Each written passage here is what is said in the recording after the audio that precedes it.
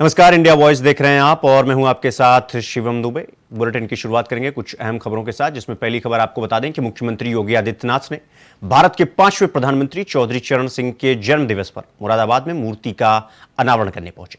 इस दौरान उन्होंने कार्यक्रम को संबोधित करते हुए कहा कि पहली बार देश के अन्नदाता किसानों ने समस्याओं को चौधरी साहब ने महसूस किया, जिसके साथ कहा कि चौधरी साहब ने अपने समय में अन्नदाता किसानों के जीवन में व्यापक परिवर्तन करने के अभियान को आगे बढ़ाया था। हम सब जानते हैं चौधरी साहब भारत की अर्थव्यवस्था की गहरी जानकारी रखते थे और इसीलिए उन्होंने इस बात को बड़ी स्पष्टता के साथ कहा था। उन्होंने कहा था कि अगर किसान गरीब रहेगा तो भारत समृद्ध नहीं हो सकता। भारतवर्ष की समृद्धि का राज गांव के खेत और खिलौनों से होकर के जाता है और इसलिए हमें अन्नदाता किसान की खुशहाली और उनकी समृद्धि को ध्यान देना ही पड़ेगा। उसके अनुरूप नीतियां हमारी बननी चाहिए, उसके अनुरूप कार्यक्रम हमारे लागू होने चाहिए और प्रदेश के मुख्यमंत्री के रूप में भी और एक राष्ट्रनेता के रूप में, प्रधानमंत्री के रूप में उन्होंने अन्नदाता किसानों के जीवन में व्यापक परिवर्तन करने का जो कार्य किया, आज उसके परिणाम हम सबके सामने प्रधानमंत्री मोदी जी के नेतृत्व में प्रदेश और देश के अंदर चल रही परिवर्तन की बहार और विकास और समृद्धि की एक नई जो बहार है, यह उसी का परिणाम है। भाइयों बहनों, हम अपने पूर्वजों की स्मृतियों को ताजा रखने के लिए जब एक कार्यक्रम करते हैं, अक्सर सरकार आगे होती है और समाज पीछे होता है, लेकिन मुझे आज चौधरी साहब के प्रति आप सबकी श्रद्धा और आस्था का प्रमाण है कि यहां पर चौधरी चरण सिंह स्मारक समिति और जाट महासभा आगे है और सरकार उनके पीछे खड़ी है और परिणाम हमारे सामने है। चौधरी साहब की भव्य 51 फीट की एक भव्य प्रतिमा एक नई प्रेरणा के साथ अन्नदाता किसानों के जीवन में परिवर्तन करने का एक नया संदेश दे रही है। भाइयों बहनों, पहली बार आपने देखा होगा चौधरी साहब यही कहते थे ना कि किसान को पानी फ्री में मिले। और भाइयों बहनों, पहले तो बिजली ही नहीं आती थी, अब तो बिजली भी है और बिजली के अलावा प्राइवेट ट्यूबवेल को हम फ्री में कनेक्शन देने की पूरी तैयारी कर चुके हैं। हमने तय कर दिया है, पैसे की व्यवस्था कर दी है, फीडर सेपरेशन की कार्रवाई को तेजी के साथ आगे बढ़ाया जा रहा है। यही नहीं, कल सरकार ने यह भी तय किया है, जो लोग डीजल से अपने ट्यूबवेल चलाते थे उनको सोलर पैनल देंगे। अब तक 52,000 किसानों को हमने सोलर पैनल दिए हैं। इस वर्ष 30,000 किसानों की सब्सिडी को हम बढ़ाने जा रहे हैं और भाइयों बहनों, अगले वर्ष के लक्ष्य हमने फिर से 42,000 का विषय तय कर दिया है। गन्ना का रकबा बढ़ा है। हम लोग जब आए थे 18 लाख हेक्टेयर में गन्ना होता था और कल मैं देख रहा था, आंकड़े उठा रहा था, आज 29 लाख हेक्टेयर से अधिक भूमि पर हमारा अन्नदाता किसान गन्ना की खेती कर रहा है और हमने अभी कमेटी का भी गठन कर दिया है। इस बार गन्ना किसानों की गन्ना मूल्य का भी एक उसमें वृद्धि भी करनी है। इसके लिए कमेटी तैयार होकर के कार्य करना प्रारंभ कर दी है। पहली बार किसी भी आपदा से बचाव के लिए अन्नदाता किसानों को प्रधानमंत्री फसल बीमा का उपहार मिला। कृषि सिंचाई प्रधानमंत्री कृषि सिंचाई योजना को क्रियान्वित किया गया और अकेले उत्तर प्रदेश में पिछले 6 वर्ष के अंदर भाइयों बहनों हमने लगभग 22 लाख हेक्टेयर भूमि को सिंचाई की अतिरिक्त सुविधा प्रदान की है। प्रदेश के अंदर आज इसी का परिणाम है कि प्रदेश के अंदर पहली बार देखने को मिला है देश के अंदर भी कि लागत का 1.5 गुना दाम अन्नदाता किसान को मिले। एमएसपी की घोषणा तो बहुत पहले हो गई थी, लेकिन एमएसपी ईमानदारी से लागू करने का कार्य यह प्रधानमंत्री मोदी जी के नेतृत्व में डॉलिंजन की सरकार ने किया। तो वहीं दिल्ली के चीफ मिनिस्टर अरविंद केजरीवाल की सरकार पर गंभीर आरोप लगाया गया है। दरअसल अस्पतालों में दी जाने वाली दवाइयों के टेस्टिंग लैब में फेल होने की बात बताई जा रही है। दिल्ली सरकार के अस्पतालों में मिलने वाली दवाइयों की जांच के आदेश एलजी ने सीबीआई को दिए। दिल्ली सरकार का एक और नया घोटाला सामने आया है। इस बार है दवा घोटाला। अरविंद केजरीवाल सरकार का ऐसा कोई डिपार्टमेंट नहीं है जिसके अंदर भ्रष्टाचार नहीं हुआ हो। शीश महल, लिकर स्कैम, जल बोर्ड, डीटीसी, ऐसे कई डिपार्टमेंट हैं जिसके अंदर घोटाले ही घोटाले हुए हैं। इस बार दवा घोटाला सामने आया है जिसकी रिकमेंडेशन जांच की सीबीआई को लेफ्टिनेंट गवर्नर के द्वारा दे दी गई है। भारतीय जनता पार्टी इसका स्वागत करती है, लेकिन सवाल यह है कि दिल्ली वालों की जान से खेलने वाले अरविंद केजरीवाल कब सामने आकर अपने मंत्री को बर्खास्त करेंगे। सवाल यह उठता है कि आपने दवा के नाम पर जिस प्रकार से नकली दवाइयां खरीदी हैं, ये दिल्ली की जनता की सेहत के साथ खिलवाड़ है। इसको माफी लायक नहीं है। मैं मांग करता हूं तुरंत से तुरंत अरविंद केजरीवाल अपने स्वास्थ्य मंत्री को बर्खास्त करें और जो जांच हो रही है उसका सहयोग करें।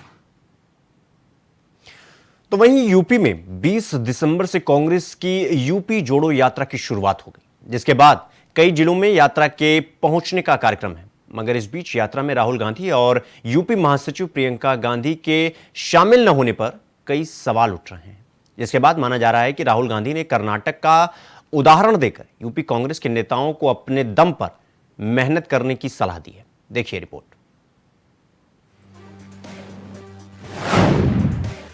उत्तर प्रदेश में 20 दिसंबर से कांग्रेस की यूपी जोड़ो यात्रा शुरू हो चुकी है। सहारनपुर के प्रसिद्ध सिद्धपीठ शाकुंभरी मंदिर पर पूजा अर्चना कर ये यात्रा शुरू हुई है। यूपी कांग्रेस के प्रदेश अध्यक्ष अजय राय इस यात्रा का नेतृत्व कर रहे हैं, लेकिन ये यात्रा राहुल गांधी प्रियंका गांधी को ढूंढ रही है। हाल के वर्षों में ये पहला मौका है जब यूपी में कांग्रेस का इतना बड़ा आयोजन हो रहा है और उसमें गांधी परिवार का कोई शामिल नहीं है। लोगों के मन में यही सवाल है, ऐसा क्यों? तो इसका जवाब तलाशने के लिए दिल्ली में पिछले दिनों हुई एक बैठक पर ध्यान देना होगा। पिछले दिनों ऑल इंडिया कांग्रेस कमेटी दफ्तर में पार्टी के राष्ट्रीय अध्यक्ष मल्लिकार्जुन खड़गे, राहुल गांधी और यूपी के प्रभारी महासचिव प्रियंका गांधी के साथ यूपी के कांग्रेस के नेताओं की बैठक हुई। इसमें लोकसभा चुनाव 2024 की तैयारियों की समीक्षा हुई। बैठक में यूपी से कांग्रेस अध्यक्ष अजय राय के साथ कई और नेता शामिल हुए। यूपी के नेताओं ने प्रदेश में पहले की तरह गांधी परिवार के सदस्यों की सक्रिय मौजूदगी की इच्छा जताई। साथ ही यूपी जोड़ो यात्रा में भी राहुल गांधी और प्रियंका गांधी की भागीदारी का अनुरोध किया। लेकिन राहुल ने बैठक में जो कहा उससे कहीं न कहीं साफ कर दिया है कि गांधी परिवार की नजर में अब उत्तर प्रदेश की स्थिति वैसी नहीं रह गई है जैसी इंदिरा गांधी, राजीव गांधी से लेकर राहुल के अमेठी के सांसद बनने तक हुआ करती थी। राहुल गांधी ने कहा कि यूपी में पार्टी के नेताओं में उत्साह की कमी है। उन्होंने तेलंगाना का उदाहरण देते हुए कह दिया कि वहां 4 ऐसे नेता थे जो सीएम बनना चाहते थे और सभी ने मेहनत कर पार्टी को जिताया, लेकिन दूसरी तरफ यूपी में ऐसे 3 नेता नहीं हैं जिनका सपना सीएम बनना हो, उसके लिए वो कुछ भी करने का मादा रखते हो। कुल मिलाकर यूपी के नेता बस केंद्रीय नेतृत्व के ही भरोसे रहना चाहते हैं, जिसकी वजह से वहां न पार्टी खड़ी हो पा रही है न जीत मिल रही है। राहुल के इस बयान पर लखनऊ के सत्ता के गलियारों में खूब चर्चाएं चल रही हैं। हालांकि कांग्रेस इस पर अलग तरह से बयान दे रही है।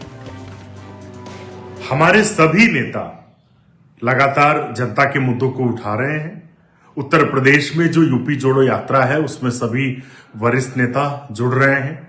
श्री राहुल गांधी जी, श्रीमती प्रियंका गांधी जी भी जुड़ेंगे और काफी जन समर्थन मिल रहा है, क्योंकि 2024 में अब जनता ये मान रही है कि इस देश में भारतीय जनता पार्टी के विकल्प के रूप में सिर्फ कांग्रेस पार्टी है।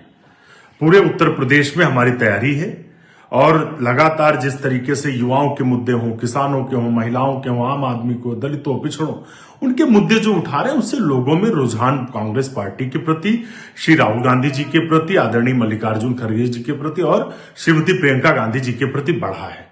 आज बीजेपी के नेता हताश हैं। जाति जनगणना की हम बात कर रहे हैं तो आज उनके पास कोई जवाब नहीं है, इसीलिए उनको डर जो है, हार का वो भय सामने दिख रहा है।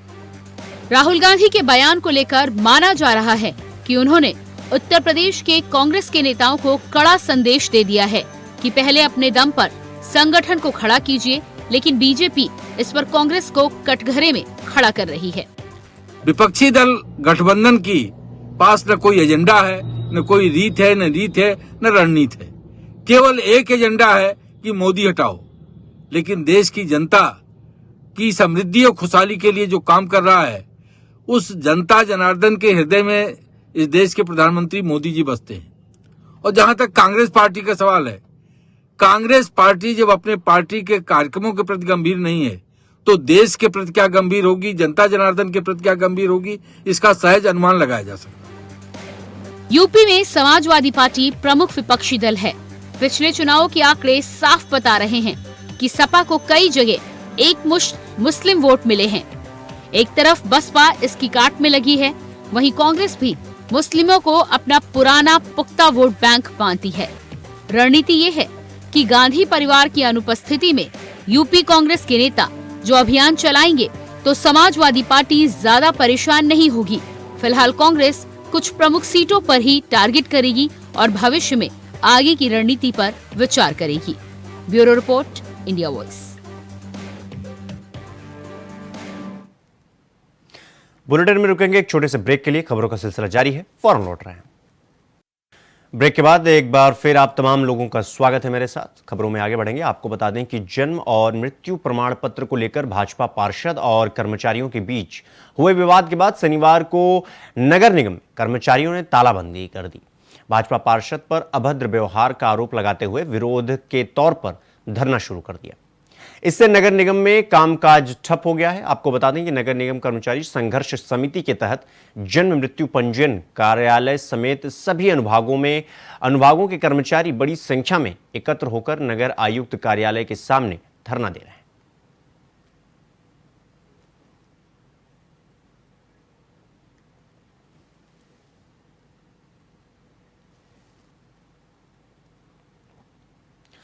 खबर रामपुर से है, जहां सेशन कोर्ट के फैसले के बाद फिर आजम खान के परिवार की मुश्किलें कम होने का नाम ही नहीं ले रही हैं। आपको बता दें कि मामले में पूर्व पारित दंडादेश को सेशन कोर्ट ने बहाल कर दिया है। वहीं सजा के खिलाफ आजम खान की अपील को सेशन कोर्ट ने खारिज कर दिया है। आपको बता दें कि एमपी एमएलए कोर्ट की सजा के फैसले के विरुद्ध सेशन कोर्ट में आजम खान के अधिवक्ताओं ने अपील की थी। सेशन कोर्ट ने निचली अदालत के फैसले पर अपनी मुहर लगा दी।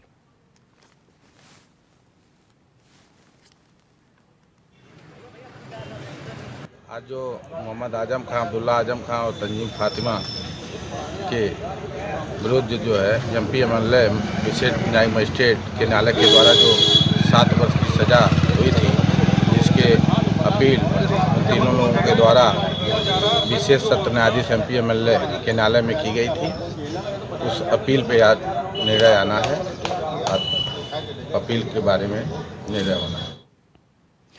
तो वहीं मथुरा में 1 घंटे में हेलीकॉप्टर आपको मथुरा से आगरा का हवाई सफर कराएगा। आपको बता दें कि सीएम योगी 25 दिसंबर को दोपहर 12 बजे राधा कृष्ण स्वरूप के साथ हेलीकॉप्टर से उड़ान भरकर इसकी शुरुआत करेंगे। पर्यटन मंत्री जयवीर सिंह भी मुख्यमंत्री के साथ मौजूद रहेंगे। साथ ही बटेश्वर से उद्घाटन के बाद फ्लाइट गोवर्धन जाएगी, जिसमें सीएम योगी भी शामिल होंगे। इसके बाद 26 दिसंबर से आम लोगों और पर्यटकों के लिए हेलीकॉप्टर सेवा शुरू हो जाएगी। सीएम योगी भारत रत्न पूर्व प्रधानमंत्री स्वर्गीय अटल बिहारी वाजपेयी की जयंती पर हेलीकॉप्टर सेवा का शुभारंभ कर रहे हैं।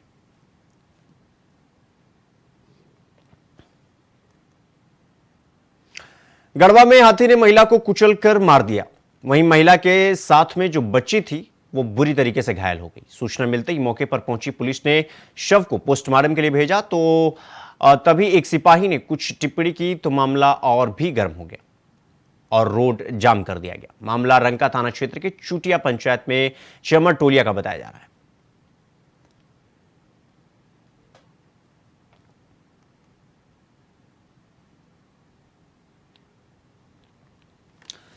रुक करेंगे अगली खबर की ओर। आपको बता दें कि फतेहपुर में अवैध खनन का खेल लगातार जारी है।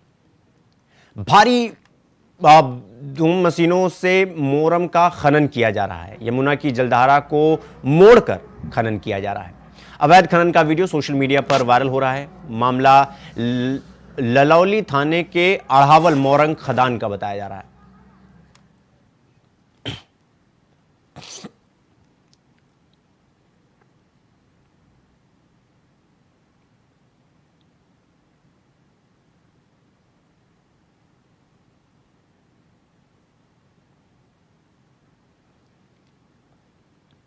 खबर बदायूं से है, जहां दोस्त ने ही दोस्त को गोली मारकर मौत के घाट उतार दिया।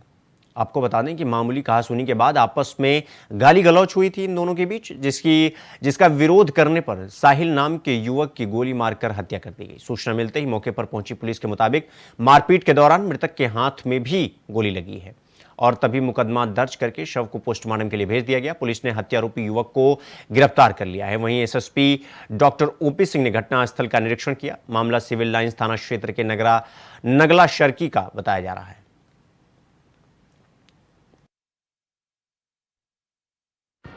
जनपद बदायूं के थाना सिविल लाइंस में नगला सर्की निवासी साहिल अपने साथी विपिन झा के साथ बीएसएनएल ऑफिस के पास एक प्लॉट में लेवलिंग का कार्य कर रहे थे।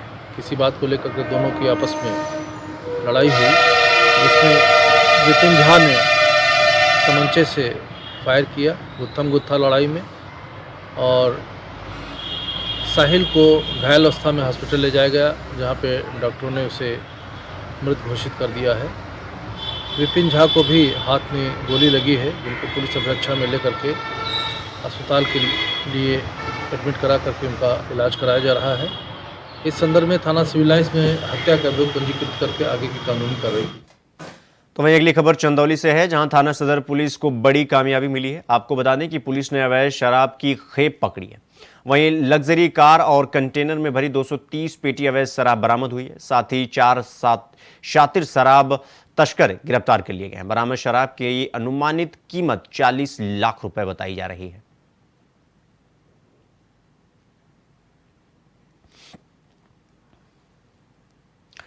खबर पटियाला से है, जहां संपत मेहरा को पुलिस की तरफ से रिमांड के लिए पंजाब लाया गया था, जिसको शनिवार को भारी पुलिस बल के साथ पटियाला के माता कौशल्या अस्पताल में मेडिकल जांच के लिए लाया गया। वहीं जांच के बाद टच के पास पेश करने के बाद संगत मेहरा को भटिंडा जेल में वापस भेज दिया गया।